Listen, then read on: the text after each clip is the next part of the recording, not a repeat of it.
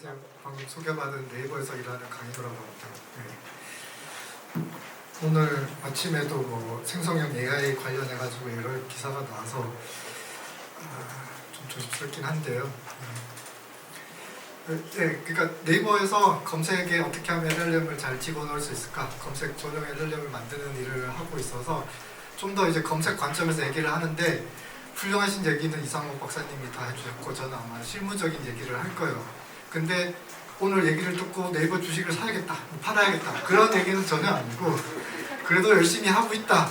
그래도 한국에서 제일 잘하는 회사 네이버니까 저 정도 하니까 그래 너무 싫어하지는 말고 이뻐하자. 이 정도만 된다면 저 오늘 발표 내용이 이제 아마 뜻깊은 발표가 되지 않을까 싶습니다. 앞에서 설명이 잘 돼서 뭐 생성형 AI니 뭐 LLM이니 뭐 이렇게 여러 가지 얘기가 나오는데요. 그냥 AI라는 게 있고 기계학습이 있고 거기에서 이제 요즘 생성형 AI라고 하는 것들이 핫해요. 뭔가를 생성해내서 이미지, 글, 비디오 뭐 다 만들어내죠. 근데 그걸 하기 위한 방법 중에 하나가 LLM인데 워낙 챗GPT가 처음에는 LLM이라고 나왔다가 온갖 걸 다 하면서 이게 구분이 없어요. 요즘은 막 혼동해서 쓰고 있는데 원래는 제너티브 AI라고 하는 거를 잘하기 위해서 나온 방법 중에 하나가 LLM이었고 그래서 좀 다릅니다. 근데 사실 구분 없이 여러분 막 씁니다. 그래서 뭐 이상하지는 않습니다. 사실 저희도 원래는 AI라고 하는 그 얘기를 할 때 AI 하니? 싫어. 왜? AI 이것저것 다 하는 그 아무것도 아닌 거 아니야? 그래서 우리는 검색해. 기계학습해. 되게 팬시하지. 그랬는데 어느 순간 갑자기 야 너 AI 하니? 아니 나 기계학습하는데 야 요즘 AI 시대인데 왜 AI 안 하고 검색해? 이래야 되거든요. 그래서 이 위아래가 막 왔다 갔다 거리면서 뭐가 좋은지 저도 좀 헷갈리긴 하는데 어쨌든 생성형 AI가 있고 LLM이 있고 걔는 원래는 그렇다. 그래서 이제 요것들이 이제 챗GPT가 나오면서 뿜 하고 막 이렇게 터져서 사람들이 막 난리가 났습니다. 다 쓰고. 이거 보면 요즘 제가 이제 챗GPT 보고 생성해달라고 했는데 한쪽의 사람은 AI를 이용해가지고 야 나 한 줄만 썼더니 이 챗GPT가 이메일을 이따만게 해가지고 정말 멋있게 써주시더라 그랬더니 또 한쪽에서는 이메일이 이따만한데 나한테 한 줄 요약해줘. 왜 이 짓을 하는지 모르겠지만 하여튼 지금 챗GPT가 이곳 저곳에서 다 생산자 소비자 다 쓰면서 이제 쓰고 있습니다. 그래서 이것들이 처음에는 텍스트 쪽으로 시작했지만 요즘은 뭐 온갖 걸 다 하고 있고 뭐 이제는 다른 에이전트도 부르니 검색은 뭐 온갖 얘기 난리가 나면서 점점점 커지고 있고 오늘 아마 제가 얘기 드릴 거는 생성형 AI 중에서도 약간 저희들의 경쟁자 또는 여러분들에게 이제 많이 쓸 것 같은 그런 쪽 약간 검색 쪽 관련된 얘기를 하게 될 것 같습니다. 예, 앞에 설명이 되어 있었지만 LLM은 처음에는 잘 못하는 녀석이었어요. 저도 이제 클로바의 스마트 스피커를 만들었던 사람인데 그때만 해도 LLM 집어넣었다가 돈은 정말 비싼데 하는 일은 별로 없는 이건 챗봇 덩어리였거든요. 그래서 GPT-2 같은 경우에도 프랑스의 수도는 그러면 파리요? 아니요. 프랑스의 수도는 그러면 서울의 수도는 영국의 수도는 그러니까 어떤 의도인지 모르겠으니까 그냥 계속 이제 대화만 만들어나는 그런 녀석이었는데 GPT 3.5에서 여기 디시문 기반 조종이라고 하는 기술이 들어가니까 야 저거의 메인 의도는 같은 비슷한 문장을 만들어 달라는 게 아니라 답을 하라는 거잖아. 그러더니 똑똑해져요. 프랑스의 수도는 파리입니다. 그러면서 이제 얘가 나의 했던 말을 이어서 글짓기를 하는 게 아니라 내가 했던 말에 대해서 답을 주거나 내가 했던 말의 의도를 이해하고 하는 식으로 이제 똑똑해지기 시작했어요. 그런데 얘도 좀 바보 같은 게 이 모델이다 보니까 매번 리셋이 됩니다. 원래 좀 나이대를 생각해서 메멘토를 넣을까 이거 뭐 첫 키스만 50번째 이거 넣을까 좀 고민했는데 얘가 이제 계속 저희와 얘기를 해가지고 또 기억하고 똑똑해지고 이렇게 하면 되는데 사실 얘는 저희가 세션을 한번 새로 시작하면 딱 리셋하거든요. 처음부터 다. 날짜 바뀌면 어제 무슨 일이 있었는지 모르는 그런 녀석. 그러다 보니까 이 챗GPT를 만들 때 그때까지 들어있었던 정보는 싸그리 다 잘 아는데 그 이후로 나온 것들에 대해서는 잘 몰라요. 그래서 챗GPT한테 초기에 오늘 날씨 그러면 오늘 며칠이야 그러면 잘 모른다고 이제 대답을 했거든요. 그래서 검색 써요. 검색 써요. 챗GPT 바보예요. 얘는 어제 뭐까지 몰라요. 이렇게 했는데 이 검색 증강 생성이라고 하는 이 치팅을 씁니다. 옛날에 퀴즈쇼에 보면 잘 모를 때 네이버 검색 찬스 뭐 이런 거 있었잖아요. 그러니까 LLM이 현재 사실을 잘 모를 때 검색 찬스를 쓰게 되면서 아, 이놈이 또 똑똑해졌습니다. 그러니까 내가 잘 모르면 주식, 네이버 주식 얼마냐, 오늘 날씨 얼마냐, 아니 그거 내가 몰라도 검색 써가지고 그거 참고해서 답을 할게. 그러니까 얘가 똑똑해지면서 최신 정보도 다 얘기해주네. 그럼 얘 쓸만한데? 그래서 요즘 네이버 주가는 그러면 예전에는 네이버 주가를 알고 싶으면 네이버 사이트에 가서 네이버 주가라고 검색하세요 라고 했는데 요즘은 바로 네이버 주가를 얘기를 하고 있죠.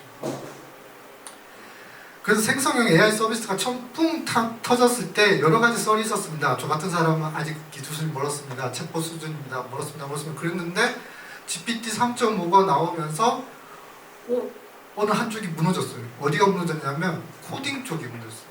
그러니까 예전에는 네이버 검색을 안 쓰고 구글 검색을 많이 쓰는 사람들의 한결같은 얘기가 영어 지식 안 되잖아요. 프로그램 짜다가 코드 오류 나면 구글은 딱 나오는데 당신은 안 나오잖아요. 예. 하고 싶습니다. 돈이 없어가지고 그것까지 다 하면 저희가 장사가 안 되거든요.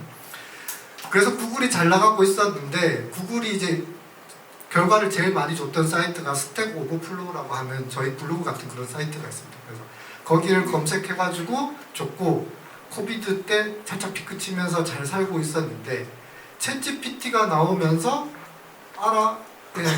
굳이 내가 구글 가서 검색할 필요도 없고 스택 오버플로우 가서 물어볼 필요도 없는 거예요. 그냥 챗GPT가 바로 답을 해주니까. 그랬더니 그야말로 회사가 이제 곤두박질 칩니다. 내려가. 그러니까 이 챗GPT가 어느 정도 쓸모가 있게 됐다라는 그 반증이거든요. 그 전까지는 그냥 허황된 챗봇 수준이었는데 챗GPT가 코딩할 때는 그래도 의미가 있네, 잘하네. 그래서 코딩 이어서 그 다음 나오는 게 글짓기, 논문, 학습, 번역. 팝하고도 힘듭니다. 팝하고 정말 빠르고 좋은데 챗GPT가 그쵸? 팝하고도 문장을 만들고 번역을 해야 되잖아요. 근데 챗GPT는 문장 만들 필요도 없이 나 이런 글로 영어로 만들어줘요. 우아하게. 요즘 저도 논문 리뷰할 때는 나 이런 내용 쓰고 싶은데 상대방이 저자가 좀 슬프잖아요. 그러니까 공격적이지 않고 객관적이게 좀 글 써줘. 그렇게 하면 영어로 딱 써줘요. 저 키워드 몇 개 써줬는데 되게 있어 보이잖아요. 그러니까 이런 것들이 점점점 기존 이제 시장을 이제 조금씩 들어가고 이게 단순히 챗봇 수준이 아닌 게 되면서 막 이렇게 힘듭니다. 검색도 마찬가지입니다. 저희들이 봤을 때는 이거 사기거든요. 왜냐하면 얘나 다 뒤에 검색기 있고 다 구글 검색기 쓰고 뭐 쓰고 다 하는데 뭔가 모르지만 사람들한테는 새로운 가치를 주고 편함을 주게 되니까 사람들이 이제 이것들을 생성형 AI 서비스, 생성형 검색 그러면서 이제 점점 기존에 비해서 좋다라고 얘기를 하십니다. 그래서 뭐 기사 나옵니다. 네이버 검색 불편. 예전부터 불편해하셨습니다. 그렇지만 더 불편해졌습니다. 경쟁 상대가 구글이 아니라 이제 챗GPT가 경쟁 상대가 되고 물론 저희만 그런 게 아닙니다. 구글도 똑같이 욕먹고 있습니다. 구글 검색 불편해. 생성형 AI가 짱. 내가 언제까지 너한테 검색어 놓고 뭐 문서 읽어가면서 답을 받아야 되냐. 넌 이렇게 하면 답 안 주잖아. 근데 얘는 주잖아. 심지어 이런 표현까지 나왔습니다. 제너러티브 엔진 옵티마이제이션. 저희는 이제 예전에 서치 엔진 옵티마이제이션 어떻게 하면 네이버 1등으로 나가는가 어떻게 하면 구글 1등으로 나가는가 이런 얘기를 하던 것이 이제는 어떻게 하면 생성형 AI 답변으로 늦게 나가느냐 뭐 그런 식으로 이제 나도 판세가 이제 바뀌어가고 있고 많이 흔들리고 있습니다. 제일 좋은 게 여러분이 네이버 검색에 쓰실 때 친척분들이 항상 저한테 묻거든요. 야, 내가 검색하면 안 나오는데 네가 검색하면 나오더라. 네가 검색 대신 해줘. 블로그 딱 보여주면서 이거 혹시 광고 아니니? 네가 좀 봐줄래? 그랬던 것인데 이제는 챗GPT가 되면서 내가 물어도 답 잘 나오던데 내가 뭐 해도 잘 나오던데 이런 흐름이 이제 큰 차이를 가져오게 됐습니다. 근데 엔지니어 입장으로 봤을 때는 챗GPT 되게 무서운 경쟁 상대이고 조심해야 되고 준비해야 되는 것도 있지만 엔지니어 입장으로 봤을 때는 검색에는 정말 여러 가지 이런 얘기들이 있었습니다. 이것이 이제 네이버 트렌드로 보여드리고 싶었는데 네이버 내부 자료를 유출하면 안 돼서 검색 트렌드로 이제 해서 보다 객관적이겠죠. 어떤 단어들의 검색 트렌드를 봤느냐면 다음, 구글, 페이스북, 유튜브, 챗GPT. 제가 이제 거의 17년 이제 네이버 검색에서 일을 하고 있는데 거의 3, 4년 단위로 이렇게 폭풍이 몰아쳐옵니다. 야, 네이버 못 쓰겠다. 이제 이거 써야 된다. 처음에 이제 다음을 저희가 살짝 앞섰죠. 그 다음에 이제 구글이 들어왔고, 그 다음에 페이스북. 야, 요즘 누가 문서 찾니? 내 친구가 쓴 글, 내 친구가 추천해준 글, 그거 쓴다. 물론 여기 중간에 카카오톡도 있었습니다.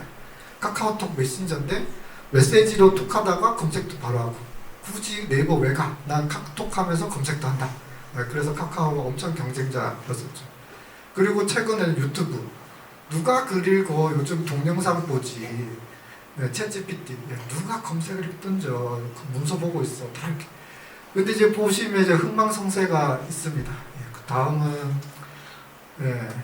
카카오 계시지만 다음이 잘 지켜주셔야 되는데 이렇게 좀 가고 있고, 그 다음에 페이스북 정말 이제 인스타그램으로 지금 잘 하고 있지만 친구 정보라고 하는 그런 일반인의 정보보다는 내 친구가 좋아하는 결과를 보여주자라는 그 페이스북이 떴다가 살짝 죽고, 유튜브 아직 꺾이지 않습니다. 잘 크고 있고, 그 다음 여기 챗GPT 커 올라가고 있습니다. 이제 요 녀석이 나중에 구글이랑 유튜브를 이제 이겨내지 않을까라는 걱정이 하면서 해마다 저는 이제 항상 네이버 검색은 위기다. 회장님이 항상 우리 회사 위기다. 뭐 그렇게 하는 것처럼 검색도 매번 위기였고, 이런 정보들을, 이런 기술들을 어찌어찌 잘 대처하고 흡수하고 또는 더 나은 방법을 찾아가면서 버텨왔는데, 이제 어떻게 해야 되나.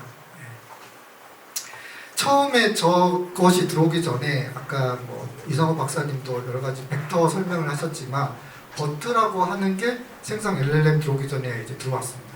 그러니까 예전에는 이걸 표층 단계, 그러니까 단어 텀 매칭으로 해가지고 검색 결과가 있냐 없냐라고 이제 했었는데, 이 버트라고 하는 아까 그 이상호 박사님이 얘기해 주신 것처럼 벡터로 표현하면서 투도 이게 투가 어떤 투냐, 어디로 향하는 거냐, 뭐 투에 대해서도 의미를 이제 고려해가지고 매칭을 하니까 단순히 투가 매칭되는 게 아니라 나는 미국으로 갈 때 이걸 구분해서 이제 매칭할 수 있다고 하면서 구글이 엄청나게 이제 우리도 검색 품질 향상이 되었다라고 이제 얘기를 했습니다. 그래서 요거를 썼죠. 그래서 네이버 너희는 안 되지, 우리는 된다 이렇게 얘기하면서 벡터를 도입을 했습니다. 그러면 이제 어떻게 해야 됩니까? 해야죠. 저희도 도입해가지고 집어넣죠. 근데 돈은 많이 듭니다. 요게 벡터로 하니까 예전에는 to 요 단어만 넣으면 됐는데 to 단어에 대해서 벡터가 엄청 길어지니까 비용이 많이 들면서 이제 돈이 드는 거죠. 단가가 더 들어가는 겁니다. 그렇지만 기술이 엄청나게 진보를 했고 사람들이 편해하고 할 수 있는 또 이런 새로운 일들이 늘어났기 때문에 당연히 저희는 따라가고 그것을 이제 따라잡아 왔죠. 카카오에서도 이제 카나나라고 하는 이제 자체 모델을 개발했고 OT라고 하는 수준의 데이터를 모아서 이제 했습니다. 그래서 제가 이제 그 카카오 그때 음성 스피커 한창 할 때 저희도 하이퍼클로바에서 스피커를 하면서 저 때는 2020년에 561년짜리 모델을 만들기 위해서 이제 561년 정도의 학습셋을 저희가 썼습니다. 그 양이 어느 정도라고 하냐면 위키피디아로 치면 한 2,900배, 뉴스로 치면 한 50년치의 뉴스를 집어넣어야지 모델이 나왔던 것입니다. 그게 2020년입니다. 근데 지금은 람마 3.1이 15.6 트릴리언, 회는 36 트릴리언을 얘기하고 있습니다. 여기까지는 네이버가 어쨌든 하면 할 수 있어요. 한국에 있는 데이터 쫙 긁어가지고 이렇게 하면 어쨌든 할 수 있는데 여기 10 트릴리언 넘어가면서부터 힘들다. 한국 데이터만 가지고는 장난 안 된다. 이거는 이제는 이 데이터 크기 싸움으로 가면 이거 힘든데 라고 하는 상황까지 왔지만 어쩝니까? 똑똑해지는데 사람들은 좋아하고 머리는 더 똑똑해지고 그러면 저희도 또 가야 되겠죠. 거기에 맞춰서 이제 하고 있고 이 장사를 하는 게 점점 힘들어지고 있습니다. 저희는 네이버는 한국의 골목 가게인데 옆집에 코스트코가 들어오고 월마트가 들어오는데 그 규모를 이제 쥐우면서 이제 없는 거 없다라고 다 얘기하지만 네, 저희도 또 장사를 해야겠죠. 그럼 어떻게 해야 되나? 뭐 그러게 이제 지금 제가 하고 있는 고민 중에 하나입니다. LLM이 들어왔을 때 저희 조직장님이 그랬습니다. 야, 이거 좋다는데 바로 바꾸기는 힘들고 어디부터 쓰면 좋을까? 그래서 제가 이제 살펴봤습니다. 어디부터 바꾸면 좋을까? 성능 너무 좋습니다. 근데 없던 거를 만드는 거는 너무 거쳐야 되는 과정이 많고 새로운 사업을 만드는 거니까 힘듭니다. 그래서 제일 먼저 걸렸던 게 지금 하고 있던 것 중에 제일 비싸고 제일 오래 걸리던 거. 예, 주로 사람이 하던 거. 그 중에서도 예, 저희는 기계학습을 하고 랭킹 학습을 하는 거니까 예, 데이터 레이블링 작업이 제일 먼저 눈에 들어왔습니다. 마침 또 챗GPT를 가지고 다른 곳에서 연구하는 곳이 있어가지고 이렇게 이런 표도 내주셔가지고 저희도 이걸 위한 모델을 만들었습니다. 여기서 얘기하는 것이 여기 LLM을 이용했더니 이 정도의 성능이 나오더라라고 하는 건데 일반적으로 자기네들이 아르바이트생을 뽑아가지고 이 질문에 대해서 답이 맞니 틀리니 그런 레이블링을 하고 이런 질문을 한번 만들어봐 라고 했던 그런 것들이 정확도는 더 높으면서 예, 비용은 20분의 1로 줄어드는 이렇게 딱 이렇게 나오는 거죠. 이게 오 진짜 나도 해볼까? 예. 해서 이제 이렇게 사용이 되었고 해보니까 잘 됐습니다. 이제 LLM이 저희들이 이제 처음에 이제 사용했던 거는 기존에 좀 오래 걸리고 비싸고 그러니까 저희가 빨리 하고 싶어도 사람은 이제 낮에 많이 일하시니까 뭐 하루 종일 일을 할 수는 없잖아요.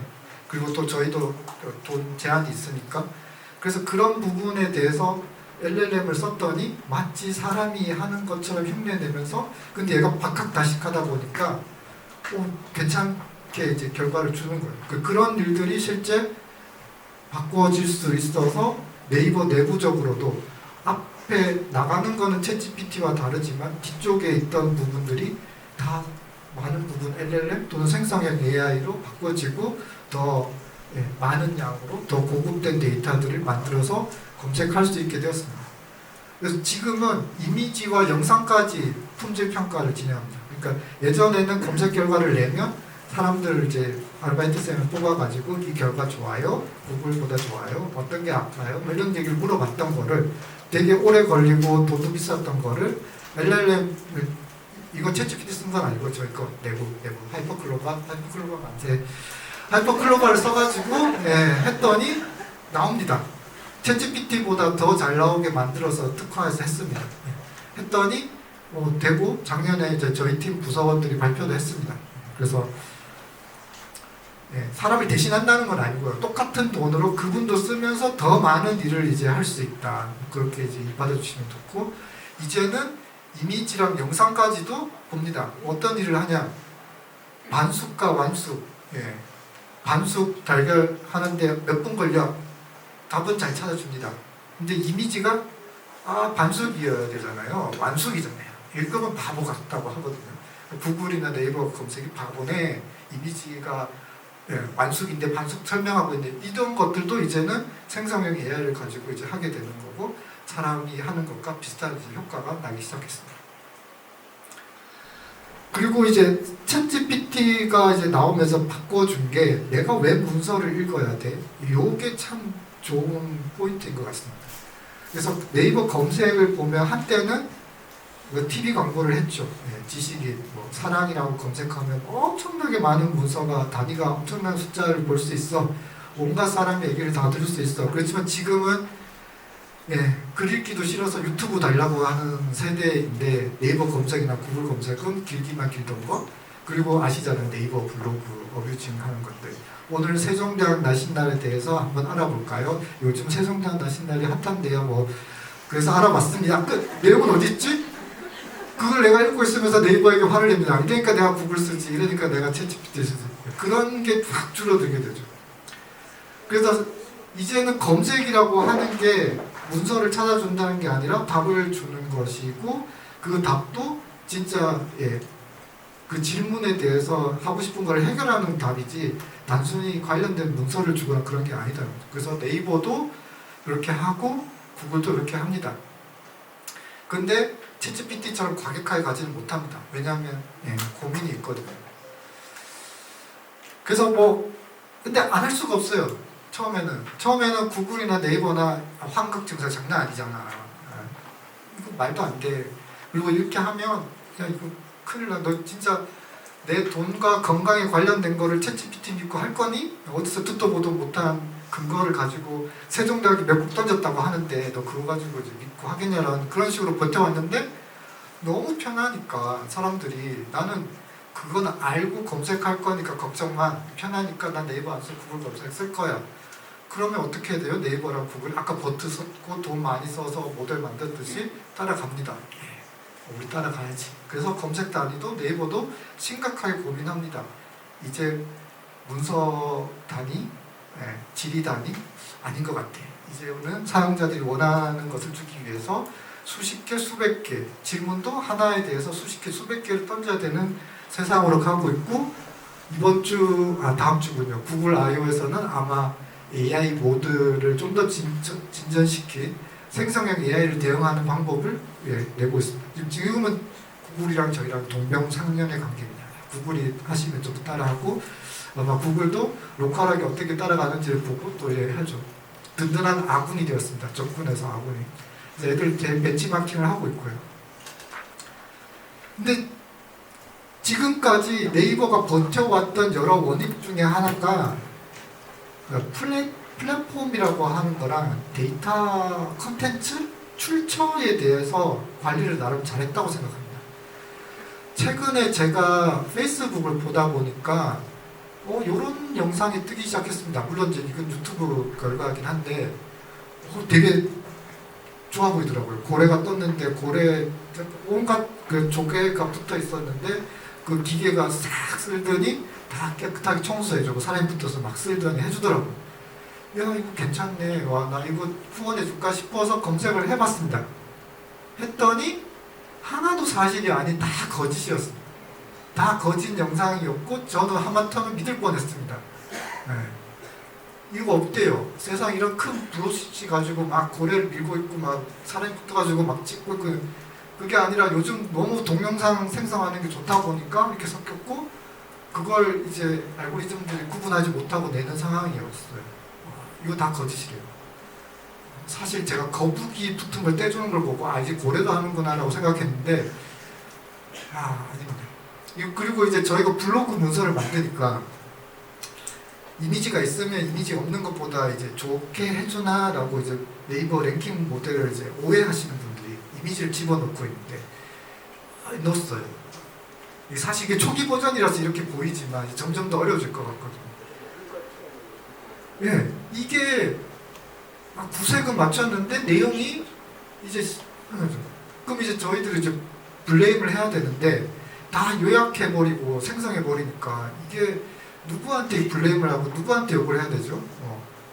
그러니까 그 전까지 구글이랑 네이버는 이게 틀릴 수는 있어. 근데 이거는 국립박물관에서 가져온 거야. 아니면 A라는 사람이 써주신 거야. 그래서 이 사람의 의견이고 틀릴 수 있어. 그리고 자세한 건 이 사람과 논의하면 돼. 뭐 이런 약간의 시스템을 만들어 왔는데 생성 AI는 그걸 다 파괴하고 있죠. 그래서 이 답을 생성할 때 이거 어떻게 해야 돼? 근데 지금까지 생성형 AI는 답이 내용이 중요하지 어디에서 나온 답이 중요하냐라는 거는 사실 좀 덜 신경 썼어요. 제가 만약에 유산이나 이렇게 상속세 이런 걸 물어본다. 그러면 어디 결과가 나오는 게 제일 여러분들한테 믿음이 갈까요? 아무래도 나라에서 운영하는 그런 사이트랑 정부기관에서 국세청에서 정한 문서에서 이렇게 얘기하더라. 근데 조금 쉽게 설명하니까 이렇다. 이렇게 하면 내가 믿을 수 있는데 어디 아무개 씨가 쓴 것을 가지고 보고 하면 안 되겠죠. 출처가 더 중요하게 되고 그래서 네이버는 LLM을 이용하더라도 이런 출처를 잘 고려해야 된다. 그래서 출처를 뒤집어 놓고 있습니다.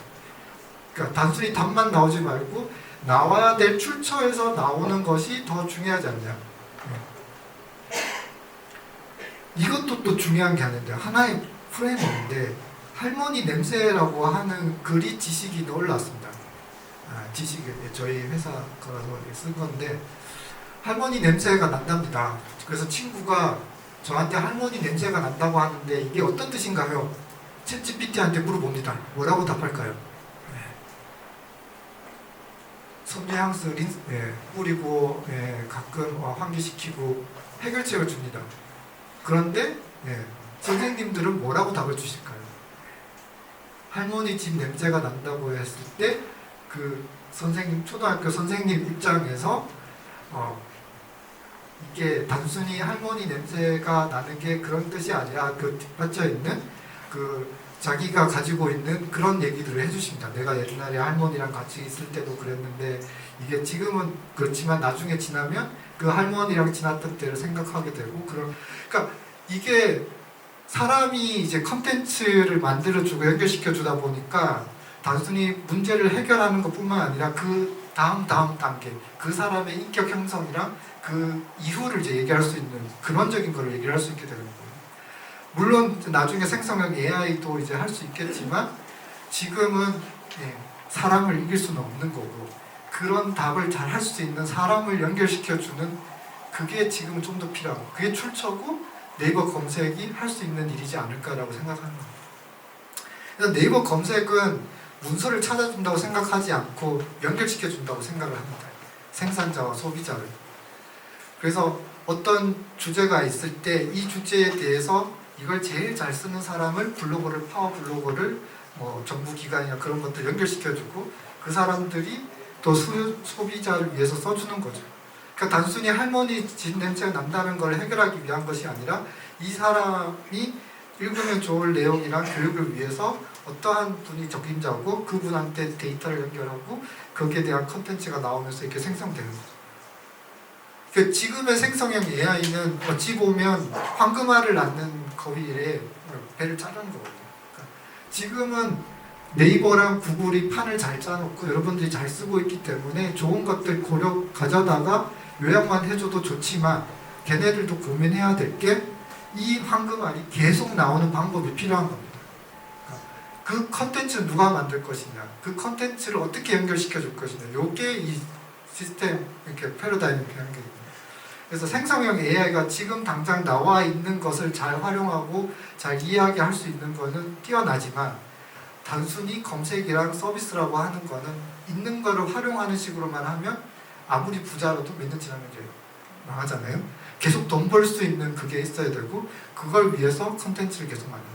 그래서 박물관도 지금 있는 것만 보여주는 게 아니라 계속적으로 또 새로운 것도 들어오고 또 확장돼야지만 그 박물관이 또 의미 있고 계속 유지되는 것처럼 저희도 검색도 또는 서비스도 이렇게 되어야 된다는 거죠. 그래서 생겨야 됩니다. 출처, 생산자, 어떻게 하면 그 생산자가 좀 더 소비자와 연결되면서 잘할 수 있게 될 것입니다. 그래서 생성형 AI와 검색은 사실 지금은 보여지는 걸로는 생성형 AI지만 뒤는 다 검색입니다. 검색과 생성형이 싸움하고 있는데 검색도 아마 지금까지는 창작자를 플랫폼을 챙기다 보니까 요약이라고 하는 것에 대해서 좀 거부감이 있습니다. 요약을 해버리게 되면 그 생산자를 아무래도 묻히게 되고 저작권을 지켜주지 못하니까 그리고 그 생산자한테 연결시켜주는 고리가 줄어드니까 조금 좀 제한적으로 활용했는데 근데 이제는 선을 넘은 것 같아요. 이제 안 할 수가 없는 상황이 되어서 생성형 AI처럼 쉽게 질문하고 제약 주지 말고 네이버 검색 잘하는 사람 그런 거 없어요. 그냥 묻고 싶은 대로 묻고 답을 얻어 말씀 대로 바뀔 거고 그렇지만 네이버 검색은 단순히 답 주는 것뿐만 아니라 그런 컨텐츠들이 계속 생성될 수 있는 이 시스템을 어떻게 잘 만들 것인가 그것을 잘하는 곳이 이길 것 같고 생성형 AI는 검색을 품으려고 할 거고 검색은 생성형 AI를 품으려고 할 거예요. 둘은 이제 합쳐질 거예요. 그리고 엔지니어 입장으로서는 검색은 엄청 많이 불릴 겁니다. 근데 사람이 부를지 생성형 AI가 부를지 모르겠지만 그래서 판은 그렇게 갈 거고 아마 합쳐질 것 같아요. 그런데 누가 이길 것이냐? 플랫폼이죠. 창작자. 그 사람들을 잘 챙기는 자활성 서비스. 그래서 검색어를 이제 얘기를 했는데 여러분 기술에 사용자 맞추지 마세요. 프롬프트 잘 쓰는 방법, 네이버 잘 쓰는 방법, 그거는 너무 감사한 얘기고 여러분들이 침대에 자기 키를 맞출 필요는 없잖아요. 자기 키에 맞춰서 침대를 맞춰야 되는 거니까. 그러니까 여러분들은 그냥 자유롭게 쓰시면 되고 그걸 보고 아마 좀 더 빨리 잘 맞추는 서비스가 이기는 싸움이기 때문에 이제는 뭐 조금 죄송스럽게 하지만 네이버가 검색이 안 될 걸 아니까 언니 오빠를 같이 쓰고 뭐 단어를 줄이고 단어를 빼고 하던 세대에서 이제는 생성형 AI 되니까 여러분들이 원하시는 그런 형태로 바로 쓰시고 바로 얻으시고 그래서 점점 더 하시게 되면 여러분들도 편해지고 저희들도 아마 거기에 맞춰서 가면서 아 우리가 그래도 한국 사람을 더 잘 아니까 빨리 더 가서 저희들한테 기회가 생기지 않을까. 그래서 여러분들이 점점 더 써주시면 좋겠고 더 자유롭게 하는 그런 상황으로 바뀌어갔으면 좋겠습니다. 근데 이런 의견도 있습니다. 마지막인데 생성형 AI를 쓰다 보니까 논문이나 그런 쪽에서 생성형 AI스러운 표현이 많이 늘어난다고 합니다. 그래서 뭐 여기 보면 델브나 뭐 이런 어댑트 렐름 같이 이게 좀 그런 것 같아요. 그러니까 챗GPT가 중요하면 중요할수록 약간 그렇잖아요. 표준어를 강조하면 강조할수록 다들 정보 공유하고 이렇게 하는 건 좋지만 그렇다고 방언이나 지방 로컬한 표현을 그 무시할 거냐 그건 아니거든요. 지금 생성형 AI가 뜨고 있어가지고 그리고 생성형 AI가 지금 있는 데이터를 가지고 외역만 하다 보니까 점점 더 사용하는 보캐블러리나 표현들이 좀 몰리는 쪽이 있지만 다시 또 펼쳐져야 되겠죠. 그래서 아마 네이버는 여러분의 데이터를 잘 연결해서 그걸 보여줌으로써 계속 새로운 표현들이 또 나오고 더 넓어지게 하는 식으로 한다면 지금 당장은 생성형 AI가 여러분들의 어휘를 좀 단순화시킬 수도 있지만 점점 더 이렇게 하게 되지 않을까라는 그런 얘기도 들을 수 있을 것 같습니다. 그래서 뭐 쉽게 얘기하면 네이버 그래도 쓸모 있잖아요. 네이버 쓸모 있으니까 구글도 좋고요. 뭐 챗GPT도 좋아요. 그렇지만 한번 써보시고 정말 못 쓰겠다라고 얘기해 주시면 좋고 그냥 무조건 챗GPT 만세 이건 아닌 것 같아요. 구글도 힘들대요. 그래서 열심히 노력하고 있고 좀 잘 진행될 수 있도록 지켜봐 주시고 응원해 주시고 너무 싫어하지만 않으셔도 참 좋을 것 같습니다. 발표를 이상으로 마치겠습니다. 감사합니다.